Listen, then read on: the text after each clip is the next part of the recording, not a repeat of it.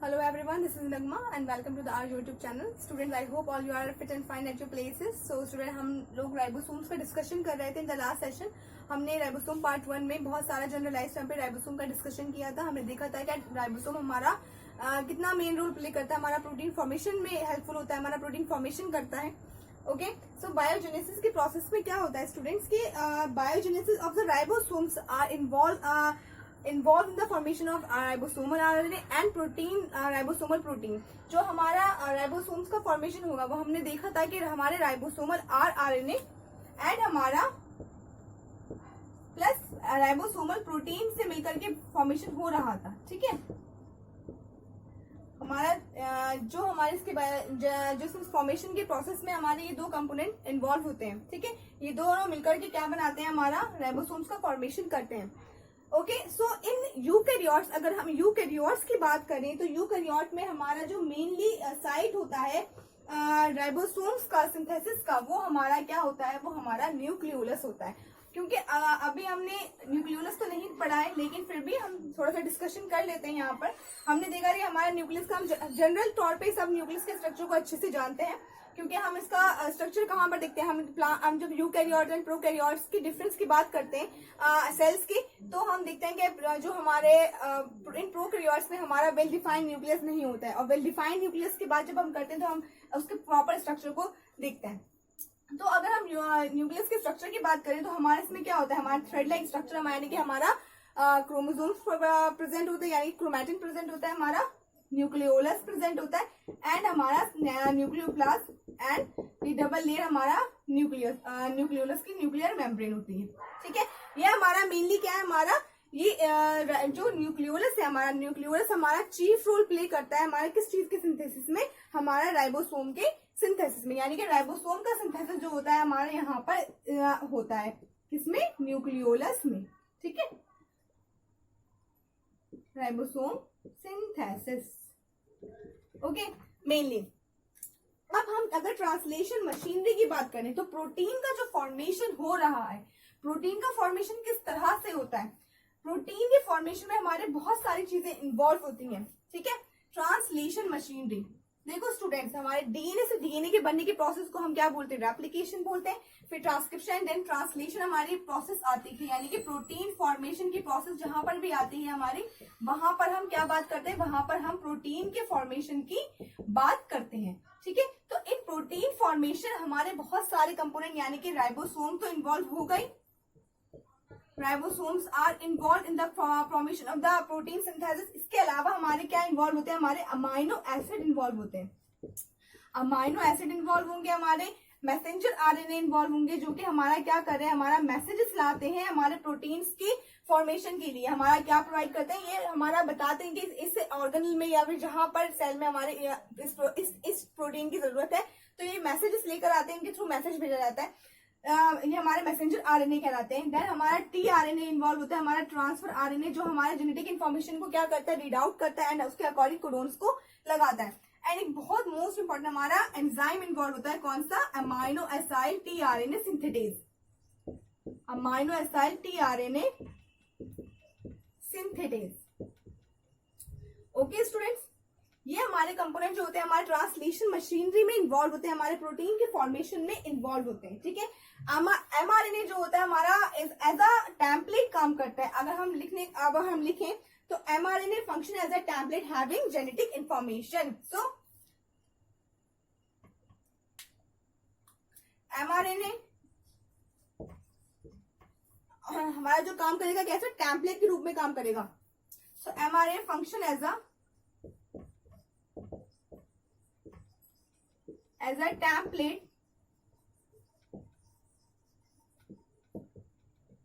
template having genetic information.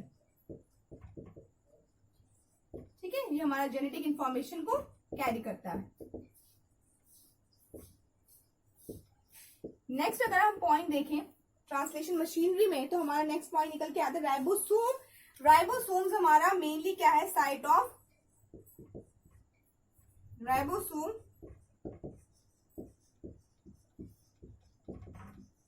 is the site of protein synthesis.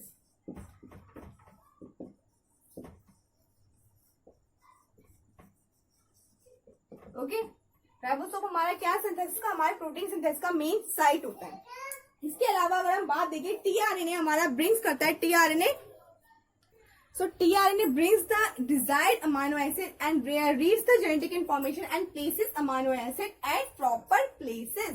Means जो हमारा messenger RNA genetic information gather कर रहा था, जो उसके पास जेनेटिक इंफॉर्मेशन थी, उसको टीआरएनए रीड करेगा, उसके अकॉर्डिंग जो अमाइनो एसिड वहां पर लगाने होंगे हमारे डिजायर्ड प्रोटीन बनाने के लिए, जो हमें प्रोटीन चाहिए, तो उसके अकॉर्डिंग अमाइनो एसिड को सीक्वेंस में लगाएगा, ठीक है, प्रॉपर प्लेसेस पर लगाएगा और हमारा प्रोटीन्स का फॉर्मेशन होगा। So RNA are formed over DNA, हम कह सकते हैं RNA are formed over DNA during transcription. जो आरएनए का हमारा फॉर्मेशन होगा वो हमारा ट्रांसक्रिप्शन की प्रोसेस में होगा। डीएनए के बनने के बाद हमारा डीएनए से क्या होता है, आरएनए का फॉर्मेशन होता है, तो ट्रांसक्रिप्शन प्रोसेस हमारी वो कहलाई जाती है। सो while protein synthesis occurs in the cytoplasm over ribosome. लेकिन जो हमारा अगर हम बात करें, जो हमारा इन्होंने क्या कहा है कि ये हमारा न्यूक्लियस है, हमारा डीएनए, अगर हम कहें तो डीएनए से हमारा क्या बन रहा है, डीएनए से हमारा आरएनए का फॉर्मेशन हो रहा है, ठीक है, ये हमारा न्यूक्लियस में हो रहा है। लेकिन अगर हम प्रोटीन फॉर्मेशन की बात करें, ये हमारा जो प्रोटीन, इसको जो मैसेज मिला है जिस प्रोटीन बनाने के लिए, ये मैसेंजर आरएनए हमारा, ये मैसेंजर आरएनए जो हमारे इसको प्रोटीन बनाने की फॉर्मेशन मिली है कि प्रोटीन ये बाहर जाएगा, हमारा जो हमारी प्रोटीन का फॉर्मेशन होगा, कोई भी हमारी प्रोटीन बनेगी यहाँ पर इस मैसेंजर आरएनए के थ्रू, तो वो कहाँ पर बनेगी, वो हमारे साइटोप्लाज्म में बनेगी, ठीक है। मीन्स हमारा जो डीएनए से आरएनए का बनने का प्रोसेस है, यानी मैसेंजर आरएनए का बनने का प्रोसेस है, वो कहाँ हो रहा है, वो हमारा न्यूक्लियस में हो रहा है। बट हमारा जो प्रोटीन्स का सिंथेसिस का प्रोसेस है वो हमारा कहाँ हो रहा है, वो हमारा साइटोप्लाज्म में हो रहा है, यानी कि सेल के प्लाज्म में हो रहा है। ओके, तो द टू ये हमारी क्या है, दो सेपरेट हमारी प्रोसेस है, जो हमारे स्पेस एंड टाइम इनका क्या है, डिफरेंट है। स्पेस भी डिफरेंट है हमारे, यानी कि अलग अलग जगह पर, इनका टाइम ड्यूरेशन भी डिफरेंट है। So it prevents the intermixing of raw material, protects DNA from the respiratory enzyme and ribosomal machinery from the nucleases। यानी कि क्या प्रिवेंट कर रहा है, यहाँ पर अलग अलग स्पेसिस में रॉ मटेरियल्स के इंटरमिक्सिंग को भी क्या कर रहा है, प्रिवेंट कर रहा है। एंड हमारा जो डीएनए है उसको रेस्पिरेटरी एंजाइम से एंड राइबोसोमल मशीनरी हमारा न्यूक्लियस से क्या रहती है, सेफ रहती है, ठीक है। ये बात हो गई हमारे ट्रांसलेशन मशीनरी की स्टूडेंट। अब हम बात करेंगे राइबोसोम्स की थोड़ी सी बारे में कि हमारा इसको हम कॉमनली क्या बोलते हैं। मैंने आपको फर्स्ट लेक्चर में बताया था राइबोसोम पार्ट 1 में, it calls the protein factory of the cell, because हमारा प्रोटीन फर्स्ट हमारा क्या होगा, protein synthesis occur in the ribosome. हम लिख सकते हैं इसको, so protein synthesis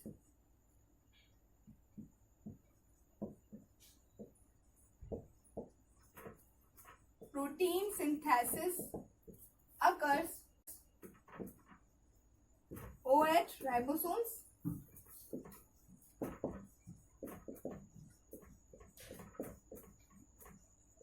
and ribosomes are they are also called protein factories। क्या कहेंगे इसको हम, प्रोटीन फैक्ट्रीज, ठीक है। कॉमनली हम इसको प्रोटीन फैक्ट्रीज कहेंगे। इसमें क्या होता है, दो सब यूनिट होते हैं हमारे, एक लार्ज सब यूनिट, इट कंटेन्स 2 सब unit, the large one and the small one, ठीक है। अगर हम इसके स्ट्रक्चर की बात करें तो हमें इस तरीके से कुछ देखने को मिलता है,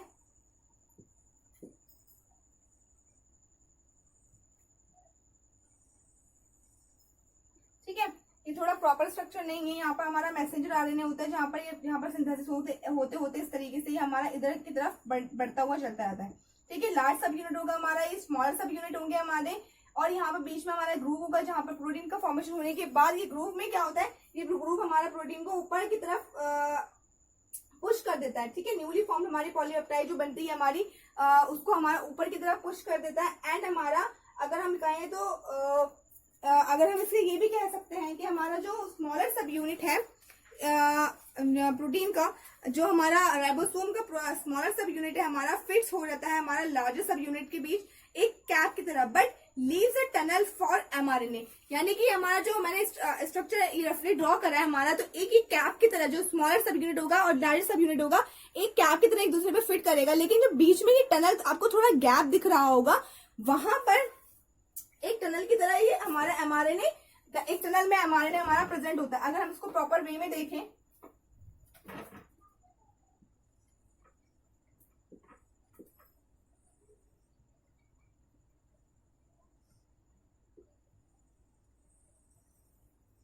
ठीक है, ये हमारे इस तरीके से प्रोटीन का राइबोसोम का एमआरएनए का सिंथेसिस होता रहेगा, हमारे प्रोटीन का बनती जाएगी, हमारे ग्रुप होगा, ग्रुप से हमारे पुश करके हमारे प्रोटीन को बाहर निकाल दिया जाएगा, जो न्यूली हमारी पॉलीपेप्टाइड होगी। ये स्मॉलर सब यूनिट हमारे लार्जर सब यूनिट के कैप की तरह फिट होता है एंड हमारा बीच में हमारा एमआरएनए प्रेजेंट होता है, ठीक है।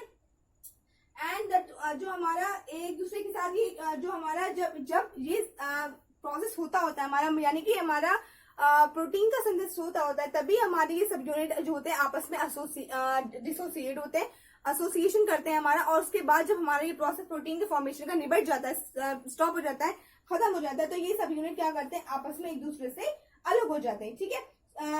इस प्रोसेस में हमारा जो मेनली इन्वॉल्व होता है हमारा मैग्नीशियम आयन इन्वॉल्व होते हैं, जो कि हमारे प्रोसेस में हेल्पफुल होते हैं इस चीज के प्रोटीन के सिंथेसिस में।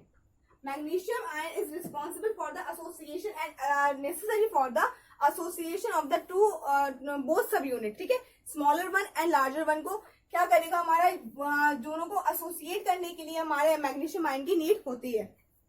सो स्टूडेंट्स, ये हमारी बात हुई, हमने क्या देखा, हमने अपने फर्स्ट लेक्चर से अगर हम एक छोटा सा रिकैप लेकर चलें, देखें कि हमने प्रोटीन जो अपना राइबोसोम वाला पार्ट था उसमें देखा, हमने राइबोसोम के बारे में देखा, थोड़ा जनरलाइज टर्म में हमने राइबोसोम की बात करी, फिर हमने फिजिकल प्रॉपर्टीज यानी कि फिजिकल कैरेक्टर्स की बात करी राइबोसोम्स के, कि हमारे यूकैरियोट्स एंड प्रोकैरियोट्स यानी कि और हमारे माइटोकॉन्ड्रिया प्लाज्मिड में कौन कौन से राइबोसोम्स होते हैं, इनकी कितनी सब यूनिट्स होती हैं, इनकी कितनी सब यूनिट्स हमारे कितने अमाउंट में होती हैं। यानी कि अगर हम 70S की बात कर रहे हैं, हमारा 70S हमारा था 60S एंड हमारा 40S से मिलकर के 60S हमारा एंड हमारा 70S हमारा 30S एंड 50S से सॉरी मिलकर बना होता है। यानी कि हमारा हमने देखा था कि हमारा 30S एंड 50S से मिलकर के बना होता है, ऐसा हमारा सेडिमेंट कोएफिशिएंट होता है यहाँ पे। एंड अगर हम इसको कंबाइन करते हैं तो ये हमारा 70S बनाता है, ठीक है। इसी तरीके से हमारा जो 80S था हमारा 40S एंड हमारा 60S से मिलकर के बना होता है और कंबाइन करके हमारा 80S का फॉर्मेशन करता है, ठीक है। जो हमारा एलिमेंट कोएफिशिएंट होता है वो हमारा इसकी डेंसिटी और साइज के लिए रिस्पॉन्सिबल होता है, ठीक है। अगर हम उसके बाद हमने राइबोसोम के फंक्शंस के बारे में देखा था कि राइबोसोम्स हमारे बॉडी में क्या क्या कर रहे थे, प्रोटीन का सिंथेसिस कर रहे थे।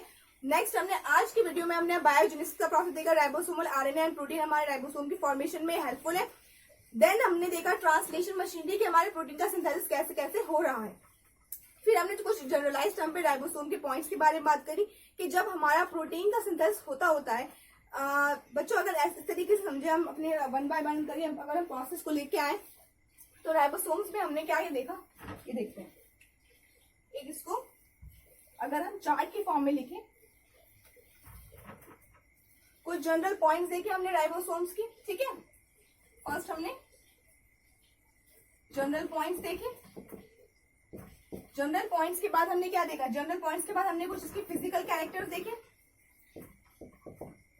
फिजिकल के बाद हमने इसके कैरेक्टर्स के बाद क्या देखा, कुछ फंक्शंस देखे, फंक्शंस के बाद हमने थोड़ा इसके बायोजेनेसिस यानी कि राइबोसोम की फॉर्मेशन में हमारा राइबोसोम ही कैसे बन रहा है वो देखा। राइबोसोम हमारा प्रोटीन तो बना रहा है लेकिन राइबोसोम को भी तो बनने के लिए कुछ ना कुछ चाहिए होगा, तो हमारा जो इसका बायोजेनेसिस का प्रोसेस था वो देखा हमने। बायोजेनेसिस के प्रोसेस में हमारा क्या इन्वॉल्व था, आरआरएनए एंड हमारा प्रोटीन इन्वॉल्व था, ओके। फिर हमने ट्रांसलेशन मशीनरी देखी यानी कि ये प्रोटीन का फॉर्मेशन क्या कैसे कर रहा है और हमारे इसमें कौन कौन सी चीजें इन्वॉल्व है। यानी कि हमारे अगर हम बात करें तो हमने देखा था कि इसमें अमाइनो एसिड इन्वॉल्व है, मैसेंजर आरएनए इन्वॉल्व था, टीआरएनए इन्वॉल्व था हमारा, एंड हमारा amino acyl tRNA synthesis involve था and most important ribosome involve था। ये हमारे ट्रांसलेशन मशीनरी की बात हुई थी, ठीक है। नेक्स्ट हमने राइबोसोम का अगर जनरलाइज की कैसे वर्क करता है, जब प्रोटीन का फॉर्मेशन होता है तो इस तरीके कैसे काम करता है, तो इसके हमने देखा था कि जो हमारे ये 2 सब यूनिट से मिलकर बना होता है, एक सब यूनिट इसका लार्जर होता है, एक सब यूनिट इसका स्मॉलर होता है।